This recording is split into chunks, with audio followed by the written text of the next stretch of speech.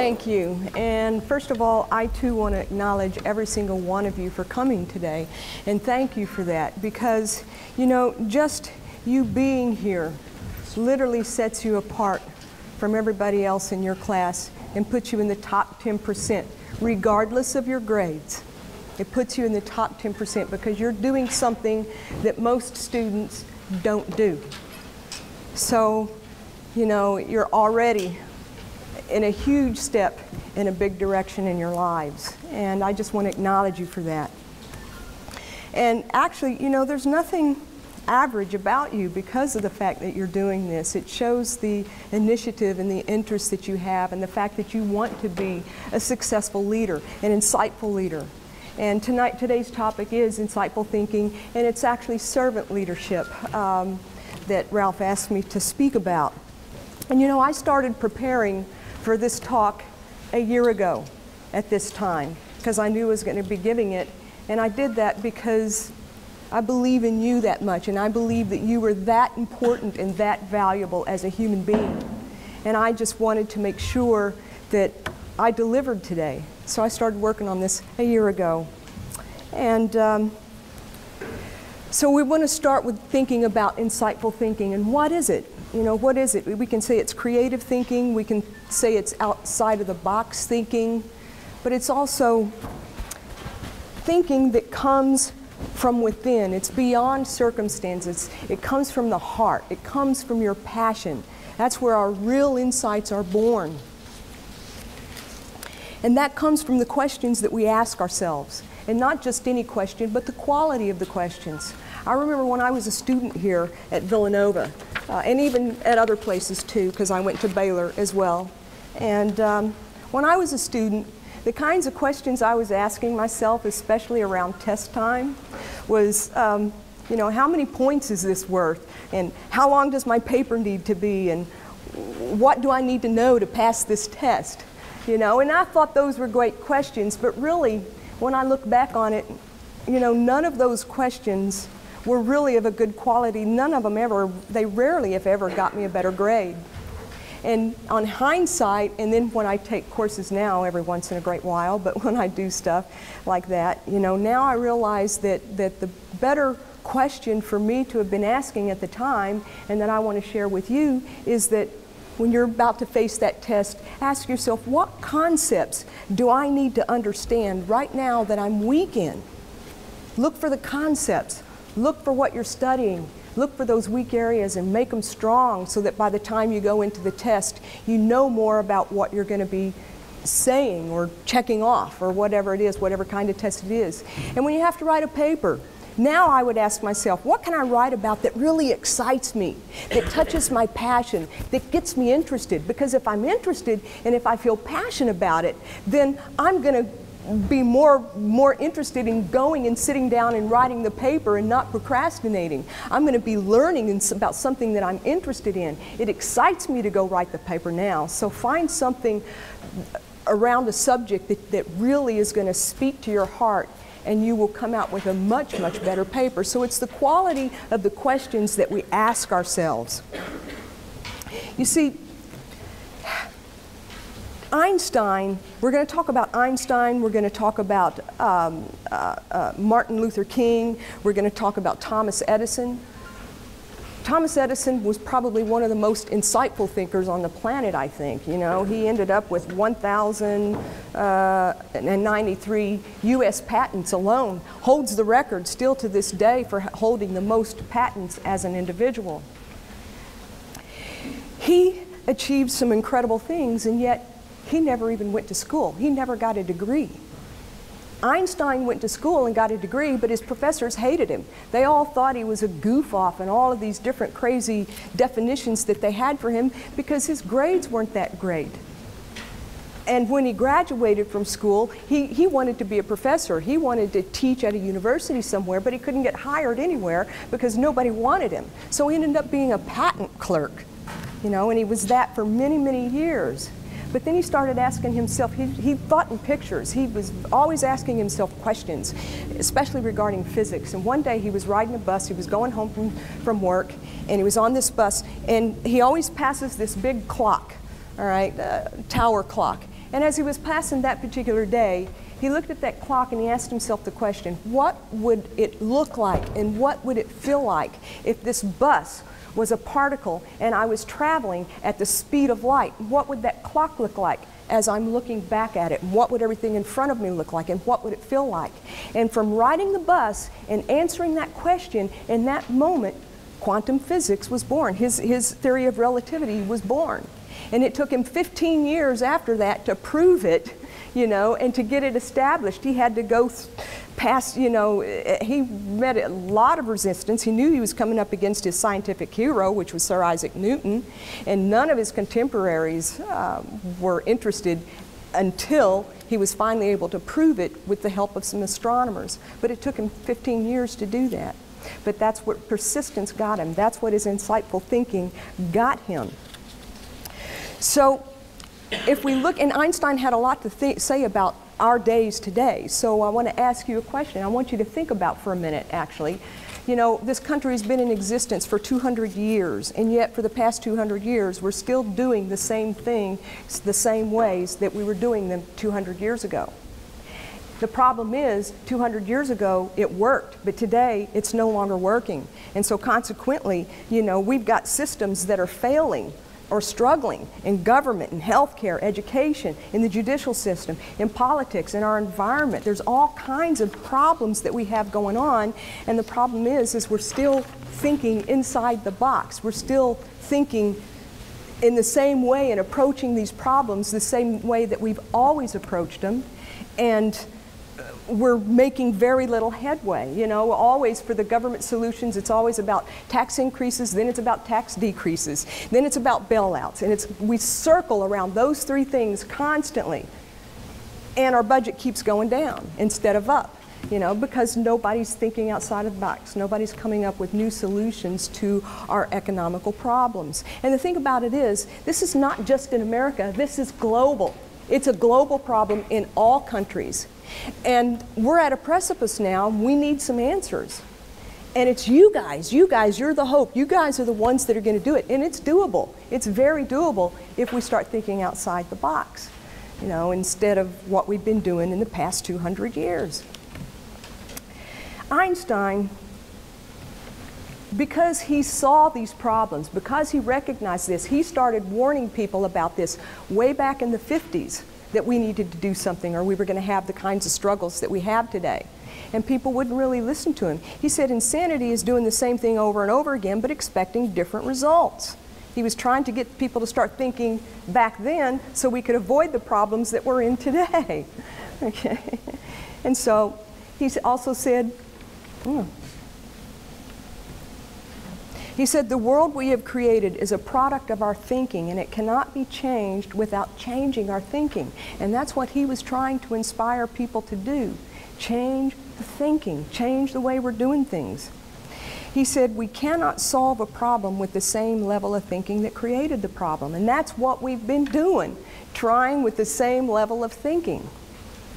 We've got to become flexible. We've got to reinvent ourselves, reinvent the way we're doing things, start beginning to use self-sustainable technology instead of technology that just becomes a part of a landfill somewhere. And the same with our food and everything else. You see, Rabbi Herschel said, every moment, I think I have a slide on, yeah, every moment there's something sacred at stake. Every moment. That's on a global level, and that's on a personal level with the decisions we make each and every moment of our day. Every moment something sacred is at stake. And the thing about it is, on a global level, if America goes down economically like Greece did, the world goes down with us. Because we're one of the strongest economies in the world, and most of the nations are heavily invested in us. So on a global level, this is true, and on an individual level, and the things you decide each and every day, because a decision today determines the grade you're going to get tomorrow, determines the kind of degree you're going to get when you graduate, could determine the kind of job you get, because your degree is a powerful thing. It's going to open doors for you that otherwise wouldn't be open to you. You know, people teach here at this university. They can't teach here unless they have a degree. But you don't need a degree to be successful in life, and Einstein and Edison proved that because he never went to school. You know, so everybody's life is unique and individual. The important thing is the calling on your heart, the desires of your heart, and what you want to do with your life. And if you haven't figured that out yet, now's the perfect time to start trying to figure that out. And we'll talk more about that in a few minutes. Now, as far as Martin Luther King is concerned, whom we're also going to take a look at, Martin Luther King was all about taking responsibility and leadership and standing up. Just imagine, what if Martin Luther King had waited for the government to fix segregation in the South? If he had waited, we'd probably still be segregated today, you know, because it came with a lot of push and a lot of pull and a lot of effort from a lot of people, not just Martin Luther King, but he spearheaded it all. Taking responsibility, stepping up and saying, I'm going to do something about it. I'm not going to wait for somebody else to do something. I'm not going to wait for the government. I'm going to do something, leads to real freedom, individually in our own lives, and also around us in our community and even in the country.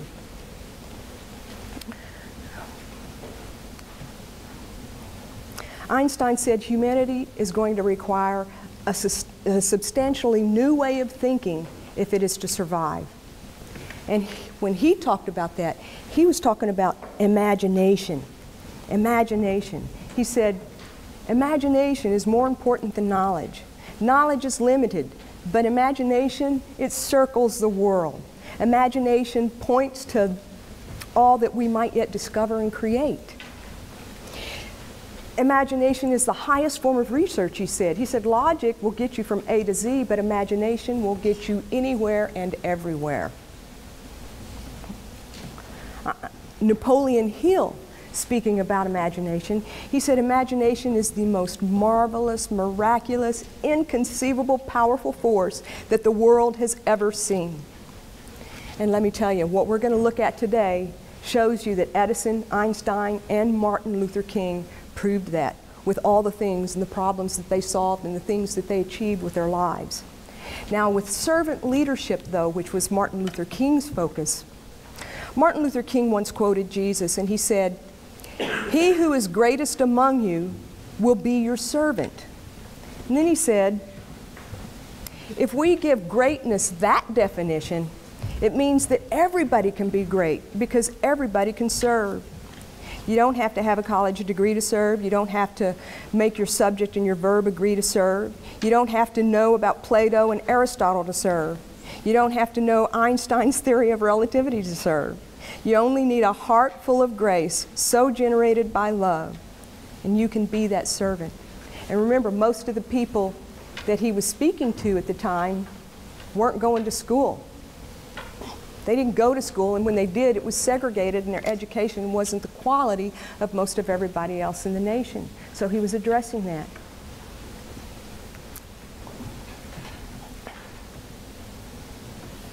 There's a man, Albert Pike, he said, what we have done for ourselves alone dies with us, but what we have done for others in the world remains and is immortal. Now think about that when you think about Martin Luther King and Mahatma Gandhi, who was his idol. These are two men that changed countries, not just a few lives around them, but countries within the last 60, 75 years for Mahatma Gandhi. Very powerful leadership. What made them so successful? We're going to look at that a little bit further down the way.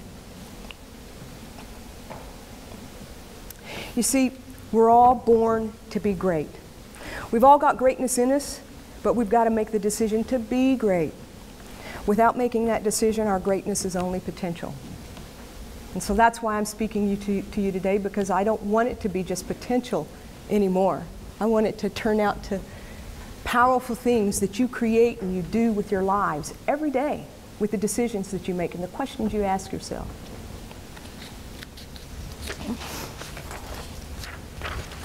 See, we're all born with gifts and talents and abilities. They come naturally to us. Certain things come naturally to us. And if we don't know what those gifts and talents and abilities are, then your first mission is to figure that out, and that is doable. You can do it. I did it. I did it late in life, but I did it. You know, and you can do it too if you haven't already done it. But once you either way, whether you are expressing your talents and gifts with your life or whether you are not expressing them, either way, your choices will change the world. Just by living and breathing, you're changing things on this planet. The question is, are you changing things by default, or are you changing things by design, which is the way Einstein and Edison and Martin Luther King did it, by design, by passion, by creative abilities. So when Martin Luther King was on this planet, that was back in the 60s, a lot of major changes were happening at that time, including the Apollo space program. Now, in the space program, at that point in time, there was Neil Armstrong. When he walked on the moon, he said that's one small step for man and one giant leap for mankind. So all of these powerful changes were happening at that time. And at that time, there was just over 202 million people in the United States. That was the population of the United States at that time, just over 202 million. So right now I want to tell you a story. Now it's going to sound a little bizarre to you at first, all right? It's going to sound a little crazy, but stick with me because at the end of this story, it's going to make perfect sense to you. It's one of my favorite stories, and I think it'll become one of your favorite stories too. But let's pretend for a moment that we take that whole 200 million people and we put them in one spot, and you are numbered among those people, okay? And you're going to run a race. You're going to, not just any race though, it's a marathon, 26.2 miles that you're going to run. And everybody wants to win in the worst way because the stakes are really high. And this is the bizarre part, because the winner gets to live and everybody else dies, okay? So that's the bizarre part. But just stick with me for a minute. So here you are, you're amongst the 200 million, and you want to win this race, so you say to yourself, I better get out in front first so I can, and then try to hold the position. And as you're thinking that thought, the gun goes off. You weren't even ready, you weren't prepared, but the gun went off, and so you have to take off, and you start running as fast as you can go, and you're pushing past people, and you're trying to get out in front, and trying to get out in front, and finally you break out in front, and you're first. You're out, and you're in the lead, and you're amazed that you got there, but you did get there. And so now you're saying to yourself, okay, now all I got to do is just keep running as fast as I can and make sure nobody else catches up with me.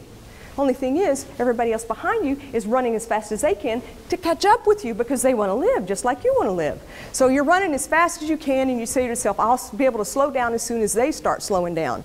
You get to mile 5, nobody's slowed down. So you're running, running. You get to mile 10, nobody's slowed down. And you're thinking, come on, somebody, you guys got to start slowing down so I can slow down. I'm getting tired. I want to breathe, you know. But nobody's slowing down. You get to mile 15, you get to mile 20, you get to mile 23 and 24. And now everything hurts. Your knees hurt, your ankles hurt, your elbows hurt, your lungs hurt. It hurts to breathe. You can't get your breath. You're just exhausted. You want to slow down, but you can't because you got to maintain that position in front. And finally, you reach that point where you see the winner's tape. You're about 100 yards out. And you want to run faster, but you can't. You try, but your legs just won't go any faster. But you just keep running and you look back and you see there's about 100 people behind you. But what all you 100 don't realize is that everybody else that was back there, the rest of the 200 million, they were running just as fast as they could, but their bodies just couldn't take it. And they all died all along the path. You know, so the only ones still living are just the 100, and you're at the front. And you look back and you're trying to go faster, but you can't, and you finally get to that tape, and you break the tape, and you win the race, and you go, I get to live! You know, and you're excited. And the thing about this race is that it's real. And not only is it real, but it already happened. You see, just over 200 million sperm went racing toward one single egg. It was an uphill battle all of the way. It was difficult. Most of the sperm die all along the path. Only about 100 get in the vicinity of that egg. Only 100. But one gets to the egg and penetrates to the center of that egg. And voila, 9 months later, each and every one of you were born. You're the best of 200 million. You came into this world champions already. We all did. We all did. But then what happened? Life hit us. And then we think, oh, I'm unworthy, you know, I'm not good enough. All of these limiting thoughts start to hit us that we can't do it, you know. We think, oh, I deserve to be happy, but for some reason I'm not. We see there's a difference between thinking you deserve to be happy and knowing that you are worthy of happiness just by the very fact that you were born. You know, you were born worthy of all of this and with a beautiful creative mind and an inner eyesight,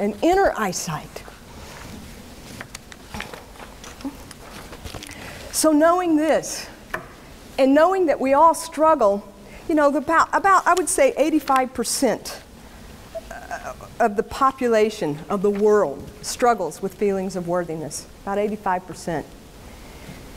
And so we're all looking for validation, all of us. You know, we want to be validated in the things that we think and do and the things that we say. Well, guess what? Effective leaders of change validate the people that are around them. So that's one thing that you can begin to realize right now. Validate yourself, validate those around you. Maxwell Maltz, he said, we cannot outperform our own self-esteem. You see, a strong and effective leader of change, as strong, effective leaders of change, we must have a healthy sense of dignity, a healthy sense of self-worth, and a firm sense of self-esteem. And if you can start to remember that you're the best of 200 million, you know, hopefully you can start to realize just who you are and the kind of power that you walk around with, just with your own precious, creative mind and thoughts. The key is to live from your heart and not to settle. Don't settle for anything less than your best. Don't settle for anything less than the powerful desires of your heart that you want to create, and the kind of person that you want to be, and the kind of country that you want this to be, and the kind of business that you want to go into, whatever your interests are. You know, just don't settle. Go for your passions. Go for your heart. Go for that creative ability within you that helps you change everything around you, just because you're here, just because you're doing something, just because you're stepping up to the plate. Like I said, a lot of people struggle and they think, I'm not good enough, or I'm not big enough, or I'm not strong enough, or whatever it is, you know. But just think about this quote from Anna Roderick. If you think you're too small to have an impact, try going to bed with a mosquito in your room. A little old mosquito can keep you awake all night long. If a mosquito can do that, just think about what you can do as a human being in a room with a bunch of people just like this, if you were standing up here in my place. You see, two things will change your life. Either something new comes into your life, or something new comes out of you. And that's the secret.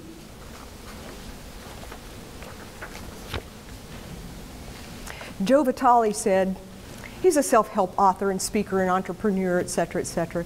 He said, you want to become aware of your thoughts. You want to choose your thoughts carefully. And you want to have fun with this because you are the masterpiece of your own life. You have the choices here. So you want to step outside of your own comfort zone. The best way to build your self-esteem, the best way to feel stronger and build your own vitality is to challenge yourself. Step outside of your comfort zone. You know, when I first spoke at a group in front of you 3 years ago, whew, was I out of my comfort zone.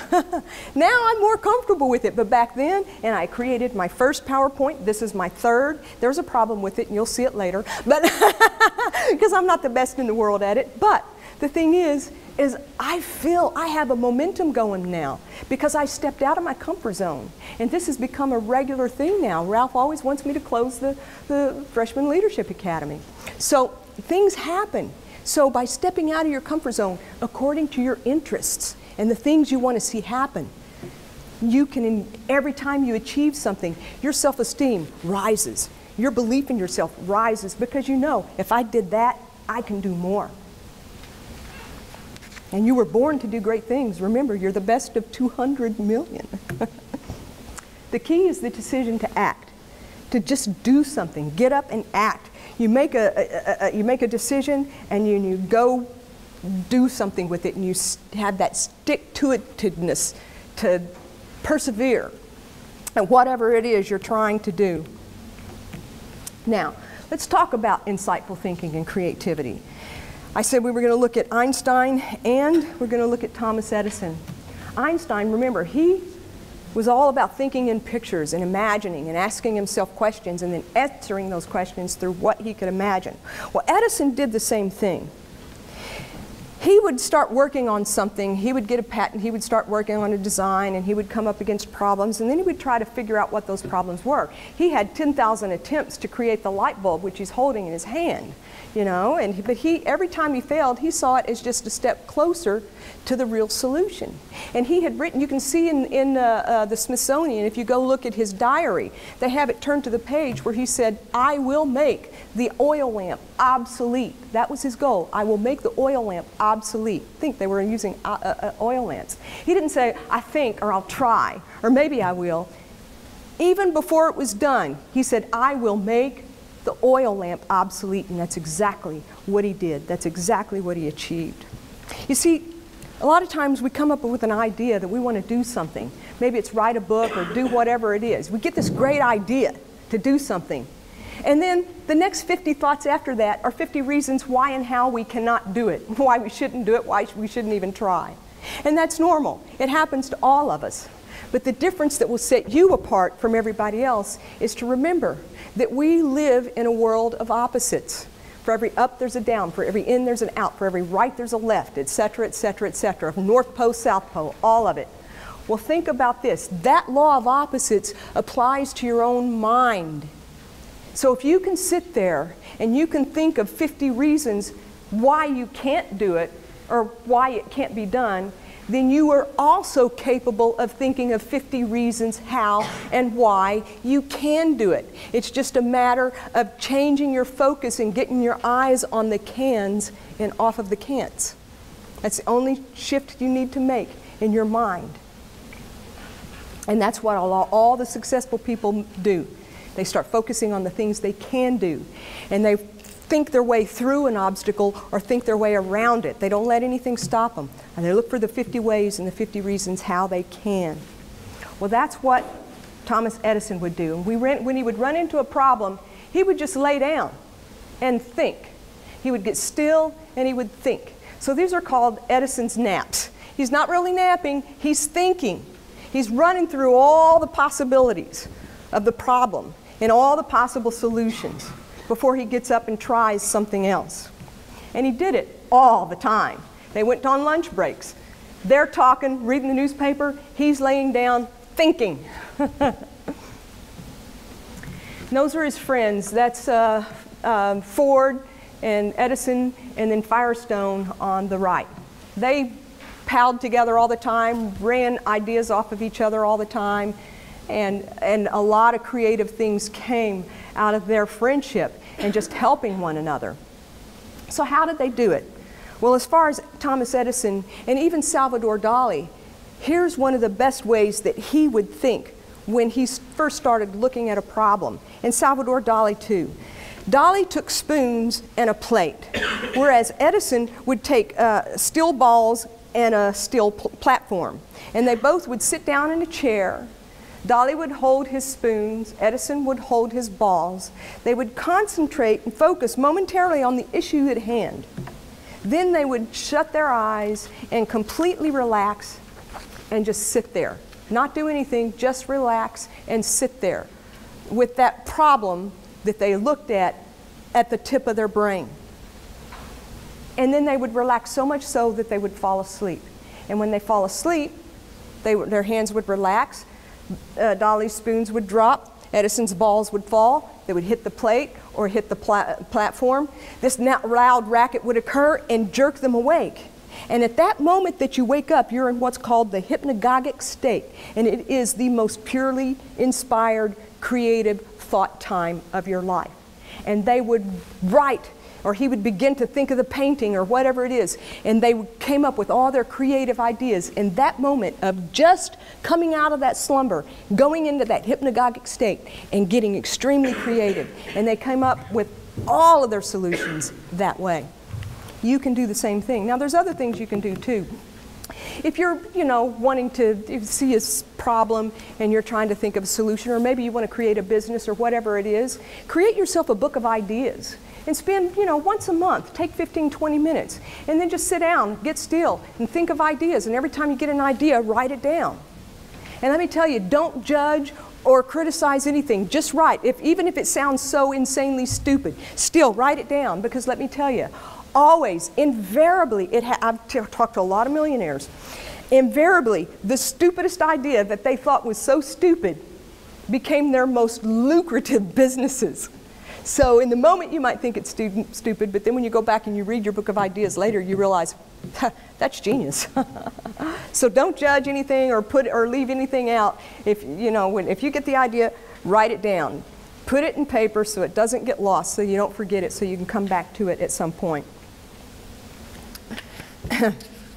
So in order to change things in your lives, you have to realize that your attitude is made up of three things: your thoughts and your feelings and your actions. If you want something to change in your life, all you got to do is make a little tweak to one of those three things, and it can change where you're headed. And I want to give you a perfect example in the physical world about that.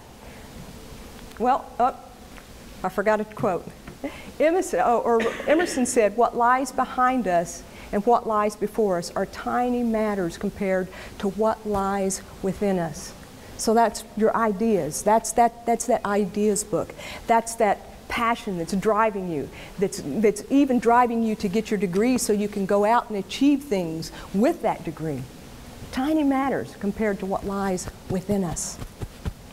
And what lies within us is also our thoughts and our feelings and our actions, not just our gifts and our abilities and our talents. Now in an aircraft, there's what's called an attitude indicator. I used to want to fly. I took flying lessons, did all this stuff. But anyway, that's why I know this. Every aircraft has to have a working attitude indicator. If that guy's not working, you don't get off the ground. FCC will ground you. All right? And what the attitude indicator does is it tells the pilot the relationship of the aircraft to ground. It tells you when you're flying straight and level. It tells you if you're flying nose up to ground, nose down to ground, if you're banking off to the right, or if you're banking off to the left. That can be some pretty critical information, especially if you're flying by what's called visual flight rules instead of instrument flight rules. Because if you're flying visual flight rules, you got to make sure that you know you're straight and level. When you're turning, you got to make sure you know you want to be turning. You don't want to be turning accidentally. Because what can happen is, let's say you're going to fly from here, Philadelphia, to Scottsdale, Arizona. Depending on the kind of plane you're in and your headwinds and your tailwinds and stuff like that, you could get there in about 6 hours. Like I said, depending on the tailwinds, headwinds, or airplane. But if you're flying visual flight rules and you're not paying attention to your attitude indicator, if you start flying with just a slight bank to the left and you go for 6 hours, well, when you start looking at the ground to look for Scottsdale, Arizona, if you didn't notice that bank, well then you're going to realize, I'm not in Arizona. I'm in Victoria, British Columbia, Canada. Just because of just a slight little veer to the left, because you weren't paying attention to your attitude indicator. What that means is that with just slight little changes in either the way you're thinking or the actions that you're taking in your life can make a huge difference in where you're going to end up in just 3 months, let alone 6 or a year, and can make a gigantic difference to where you end up 5 and 10 years from now. So remember, every moment there is something sacred at stake, and it's a precious thing to consider and realize, because it can make a huge difference in where you end up and who you become. So our attitudes are a composite of our thoughts, our feelings, and our actions. Now feelings can be heavily influenced by our thoughts, so you really can change things with just changing your feelings about something as well, because you start thinking about things differently, it can change your whole perception. So these are powerful concepts that we're looking at. Now, you can also ask yourself, am I looking at the world as a glass half full or half empty? Some of you, you answer that question in your head. Is it half full or is it half empty? Or are we doomed? Well, guess what? Who told you half empty or half full? We're all about thinking outside the box. Guess what? The glass is refillable. And not only is it refillable, but it's replaceable. You might want a bigger glass, a glass made out of a better material. Thinking outside the box. We don't care if it's half full or it's half empty. We can fill it up. You know, that's the kind of out-of-box thinking that I'm talking about here.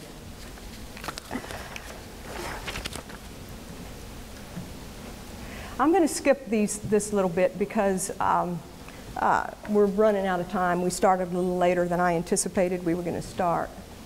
So I'm going to go right here. See, Nelson Mandela said, "There is no passion to be found in playing small, in settling for a life that is less than the one you are capable of living." And you guys are capable of great, great, great things. And it comes out of your insightful thinking and your decision to act on that creativity and act on that thinking. Henry David Thoreau said, "If a person will advance confidently in the direction of their dream and endeavor to live the life that they have imagined, they will meet with success unexpected in common hours." And believe me, it does come. It just swoops up on you and surprises you. But you've got to march confidently forward in the direction of your dream. Leonardo da Vinci, he said, "It had long since come to my attention that people of accomplishment rarely sat back and let things happen to them. They went out and they happened to things." That's what we want to do. That's what I want to do. Hopefully that's what you want to do. You want to go out and you want to happen to things. That's what Martin Luther King wanted to do. That was his idea. See, Dennis Waitley said, "There are two primary choices in life. We can accept conditions as they exist, or we can accept the responsibility for changing them." And that's what Martin Luther King did. He wasn't going to wait. He wanted to get out there and take responsibility himself. All right? And start doing something about it. So where do we start? How do we start? Well, first of all, as far as being a leader is concerned, you know, you will be most effective as a leader when people follow you because of who you are and what you represent and nothing else. That comes living a strong life of integrity. That's the kind of life that, that Martin Luther King lived. See, you can make a living by what we get, or we can make a life by what we give. And that's what Martin Luther King was all about in servant leadership. The giving, the serving part of it. So what we want, why was he so effective as a leader? It's because of all these qualities as a leader that he had. And we want to examine those qualities. We're going to run through them real quick. I didn't originally plan to do this, but Ralph saw me speaking about it on Martin Luther King Day and asked me to talk to you guys about it. So I'm going to give you the qualities that I taught at that workshop. If you want to see that entire workshop, you know, come up to me afterwards. I'll give you my card. You can send me an email. I'll send you a link to it because it was videotaped. But everything I'm going to talk about comes from Martin Luther King's own words, not a biography written by somebody else, but his words. You can get this book right here, The Essential Writings and Speeches of Martin Luther King. It's a testament of hope. And you get this, it's all his words. Every speech, well, not every speech, the most important speeches that he gave, every book he wrote, sermons that he wrote, every interview that he gave is right here. And so these qualities are coming from his mouth, what I observed just by reading this book. A very powerful thing to read. I highly recommend you reading that book. So let's look at these qualities real quick. The first quality. Well, first of all, Martin Luther King said, "Our lives begin and end the day we become silent about things that matter." And he did not want to be silent about things that mattered. So he started speaking out. And the first quality that was, these are not listed in any particular order, they're just listed. King was simply willing to show up and step up. You know, he wanted to be a pastor. He wanted to teach at a seminary. He didn't want to be a civil rights leader, but he stepped up because he saw the need. So you got to be willing to show up. You got to be willing to step up. He said, Because things are the way they are, someone has to take a stand. And he wasn't going to wait for somebody else. He wanted to see the injustices exposed of the Jim Crow laws. He wanted to see the social ills that resulted from that to change. So he started to step up. And quality number 2, you have to be willing to take responsibility for finding an answer. He didn't just step up, he looked for answers, he looked for ways, he looked for solutions, he looked for what they could do. One of the problems he had to deal with was hate. And his solution was, he said, hate the deed, but understand the person and want only good for that person. Because remember, people were throwing bottles at him, people were cursing him, it was a horrible time, you know. It was a tough time. Not a horrible time, it was a tough time. Yeah, it was horrible at moments, but it was a revolutionary time. That's the word I'm looking for, revolutionary time. He had to exhibit great courage because of the fact that others wanted to hurt him. You know, they didn't want him out there. They were, you know, throwing labels of degradation on him. They were turning dogs on him, batons, spitting on him, fire hoses. They arrested him, all of these things. It took a lot of courage to stand up against all of that. And he was willing to learn from his mistakes. One of the first marches that he organized was in Albany, Georgia in 1962. And, you know, all they were marching for was just segregation in general. And the march turned into a big failure. It just didn't succeed because the topic was too general and the people got depressed, they were sad and everything, and he began to realize, no, we can't do this anymore. We have to march for specific things, like segregate, you know, get rid of the segregation in the schools and in the lunch line, on the buses, so specific things, the right to vote. So he learned from that mistake. And yet the 5th quality is staying focused. No matter what kind of whirlwind is going on around you, no matter what's happened, you want to stay focused and you want to stay committed and to the goal, committed to the thing that you're trying to create and to bring about. His 6th quality was total dedication, totally dedicated to the breakdown of segregation. He said he wanted to merit the trust that was invested in him. And he said, I must be a realist as well as an idealist with nonviolence as my weapon. And that's what he was staying totally dedicated to. We're going to do this, but we're going to do it nonviolently. The next quality is he was able to rally the people, you know, and to train them in nonviolence so that when they went out, they wouldn't strike back, they wouldn't strike out, they would just stand in marches of peace. So he rallied a lot of people around him to go on these marches. But he not only just rallied the people, he also, quality number 8, rallied the leaders of the movement. Because there were times when he needed help and he would call out to the leaders of other organizations and they would come and help him. And there were times they needed help and he would go to them. They didn't always agree on everything, but they agreed on most things. And as a result, it was a very, very powerful movement because they had the numbers behind them of people and leaders. Quality number 9 is that he was well educated. You know, he continued to read and study even after he got out of school. His education, he knew it was the key and he knew it was his way out. So he got a BA in sociology at Morehouse College. He got a BA of divinity from Crozer Theological Seminary. And he got his PhD in systematic theology at Boston University. And then after he got out of school, he didn't stop there. Every day, he spent some time reading and studying, working on his own inner self as well, you know, and growing and learning. I heard one student one year, after he graduated, he made this statement of, I'm never going to read another book again. He was so happy to be done. You know, and I thought, that is so sad, because when you stop reading, you stop growing in great ways that you could be growing if you were reading books and challenging your mind, and books of self-help, whatever it is, you know, books in your chosen field of study. We should be growing and learning all the days of our lives, and if we're not, then we're going to be creating our lives by design, by default and not by design. And then what happens when we're creating by default, we start creating the same year over and over again. And pretty soon you could reach 99 years and realize, wow, asking the question, did I live 1 year 99 times, or did I live 99 years. I want to live 99 years.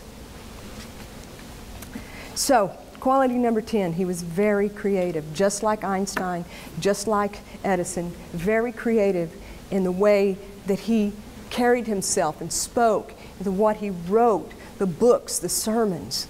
You know, extremely creative mind, and very flexible, because he would come up against circumstances and challenges and he'd have to adjust to them, remap how he was going to do things, think his way through it or around it. You know, so flexible and patient.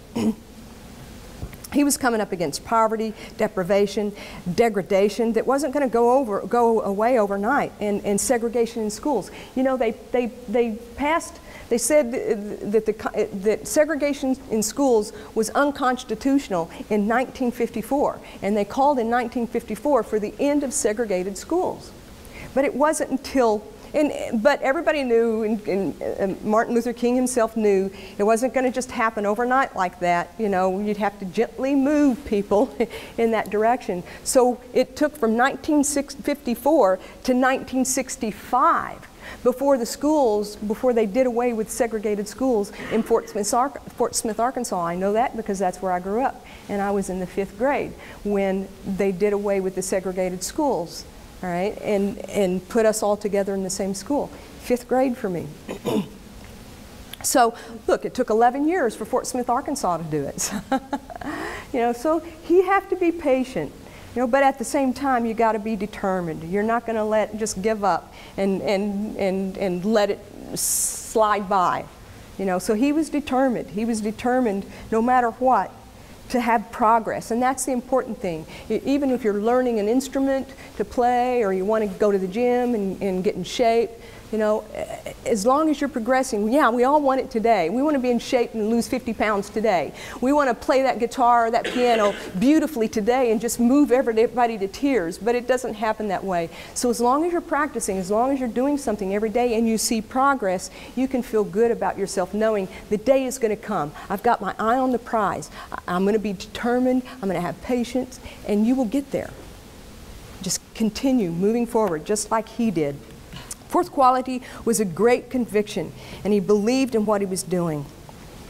He knew that the rolling tide of world opinion would play a great part in what he was doing. So he took his great conviction to the streets and to the people. And then what happened was, at one point, you know, as you may have seen some of the films on TV where they were marching down the street and they took fire hoses and they poured it on the people, and then they all go rolling down the street. Well, imagine, I'm a 5th grader, I'm watching this happen on my TV, or actually I was a 4th grader when I saw this. And I'm seeing this, and I saw that water hit this black woman, and I saw her hit the pavement and just roll down the street like she was a piece of dirt. And in my little mind, I'm trying to rationalize that, because I'm thinking, that's gotta hurt.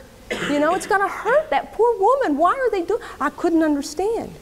Now think about this, at that same time, Paul McCartney's in Scotland. He's seeing the same thing because it's going around the world. And because that's what Martin Luther King wanted, because he wanted the pressure of the world to come onto the United States. And that's exactly what happened. So here's Paul McCartney in Scotland in his hotel after a concert, and he sees this, and it touches him as well. Now in America, the slang for a girl was a chick, okay? And for a guy, it was a dude in the 60s, okay? In Britain, the slang for a girl was bird. So when he saw that happen to him, he's seeing the blackbird go rolling down the street with that high-powered water hitting her.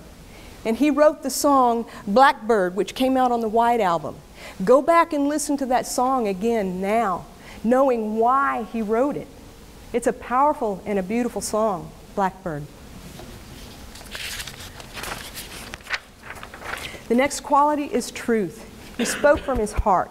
He stood for truth. He wanted to be genuine, and that's quality 16. He never asked a single person to do anything that he wasn't willing to do himself, and indeed did do himself. The 17th quality, again, high self-esteem. You know, he had every reason to not have high self-esteem, because the world was saying to him that he was less than, said he was no good, said he had a bad heritage, said he had bad skin, you know, black skin, like it was bad, said that he was mentally weak, called him a second-class citizen, called him disadvantaged. But he said, no, I'm not going to believe that anymore, because that's what a lot of people believed, because that's what they were told for years and years and years and years, hundreds, of years. Over 100 years they were told that. Well, he said, no more. He said, no, I have a rich heritage. I am mentally capable. I am strong. I am filled with God. I am filled with good, and black is beautiful. And so now everybody's saying in the 60s, black is beautiful, and then black power and all these other things that came as a result of it. But that came from his self-esteem and saying, I'm not going to accept this anymore. And he had his struggles. He fought a lot with depression. As a teenager, he tried to kill himself twice. Thank God he didn't succeed. And then he had all that pressure, on him with the threats on his life and on his family, and when he would go out and march. And then, when he was killed, he was 39 years old, but when they opened him up and looked at his heart in an autopsy, they said he had the heart of a 60-year-old man. That's how much stress was on this guy. But yet, he had quality number 18, dignity. Gandhi had said, be the change that you want to see in the world. Be the change you want to see. And so that's what he was doing. He was being the change. He stood in dignity. So I want to close by asking you guys some questions. And you might want to write these questions down, or at least some of them, and really think about these questions, because they can change the trajectory of your life, just like that attitude indicator. These are things to think about. So the first question would be, what do you really want for your life? Start thinking about that now. What do you want for your life? What's your dream and what's your vision? If you don't have it yet, start thinking about it. Start paying attention to the passions of your heart, and start to define what that really is that you really want out of your life. Second question. In what areas do you need to gain knowledge or expertise to see your vision come to fruition? So once you've got your vision, once you've got your dream, what do you need to do? What do you need to know? What expertise do you need to start learning now so you can start making that happen in the future? You see, you have infinite potential. We want to turn that potential into power, into freedom, into creativity, into the things that are going to rock your world and change things, change the way you live and change the way people around you live, just by the things that you create, just like Steve Jobs did, just like Bill Gates did. They had a dream, they had a vision. 3, see, leadership is caught as much as it is taught. It's caught and it's taught. So among the people that you know and the people that you know about, who models a life of leadership that you find attractive and inspiring? Learn from that person. Learn from him or her. Success leaves clues. Look for the people that are successful doing the things that you want to do, and do the same things that they are doing, and you will be just as successful. Success always leaves clues. Have a mentor in your life. Let that mentor be somebody from your major study area, and get their insight and their expertise. You need to know, this is the next question, the 4th question, what are your core values? And do you integrate them into your life daily, or do you merely affirm them intellectually? Do you even recognize what they are? Core values are things like, I want to be genuine. I want to be a person of integrity. I want to live free and with freedom. I don't want to be a slave to a 40-hour day work week. I want financial freedom. Whatever it is, I want to feel safe and secure. These are core values. I want to be loved. That's actually a core value. So think about what the 3 or 4 most powerful, biggest core values are to you. And then start looking at your life. What are you doing to affirm them? Because really, they're influencing your life anyway. So the difference is that now you can start to consciously watch how they're influencing you instead of unconsciously. Because when we're unconscious and things happen, then we react instead of responding. And when we react, well, sometimes it's not so nice, because we'll get angry and we'll just blow up, We want to respond. And you can start to respond if you know what your core values are and understand why you got upset, because it violated a core value. And then you can address it instead of just blowing up and not knowing why you blew up. Okay. Now, these last 3 questions are the most important. Because see,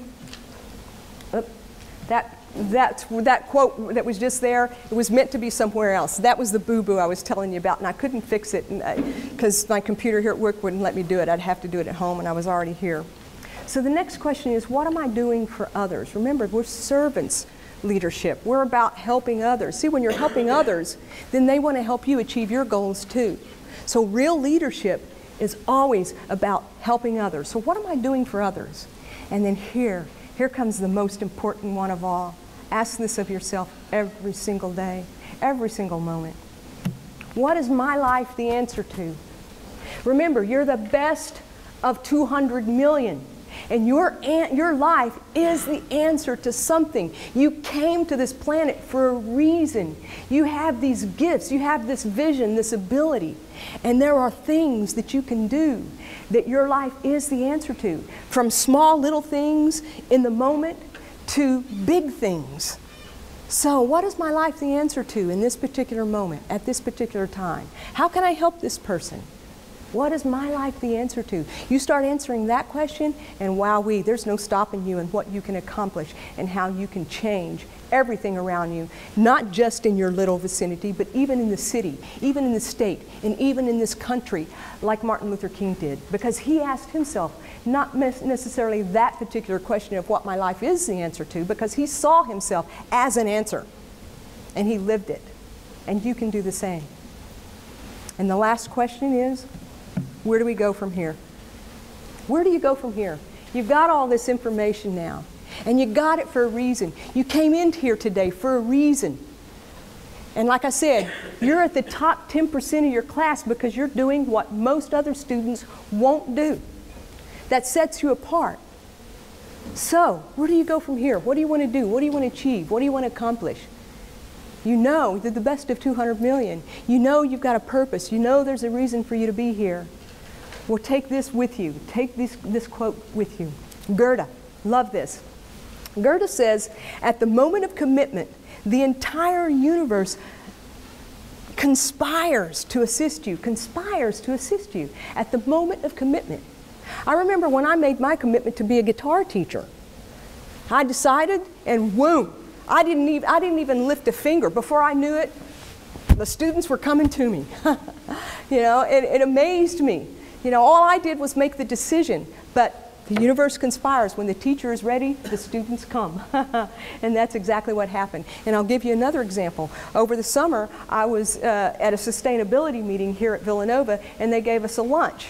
And at the lunch, there was somebody, 2 people up in the line that I knew. And he started talking to me. And he said, by the way, I had told somebody, I said, I would love to teach a guitar class here at Villanova. I would just love to do that, you know. And I made the commitment in my heart, and I said it, you know. And so here I am.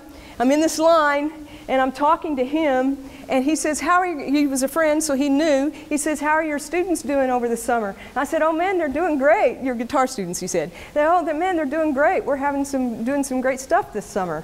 And a woman, 6 people down in the line behind me, she leans over, she says, you teach guitar? And I said, yeah, I teach guitar. And she says, oh, will you teach a guitar class for us? You know? And in the honors program, they wanted a guitar class, and they had a guitar teacher, but they lost their guitar teacher. So guess what? This fall, I'm starting my first semester teaching guitar here at Villanova University in the honors program. That's what I mean. The universe conspires to assist you. Things, you bump into people. People come out of the woodwork. You're in a line somewhere. All kinds of things happen. It's the moment of that commitment from the heart. Goethe says, what you can do, or what you dream you can do, begin it. Boldness has genius, power, and magic in it. And that is oh so true. So, live your magic. Live your dream. Change the world as effective leaders of change.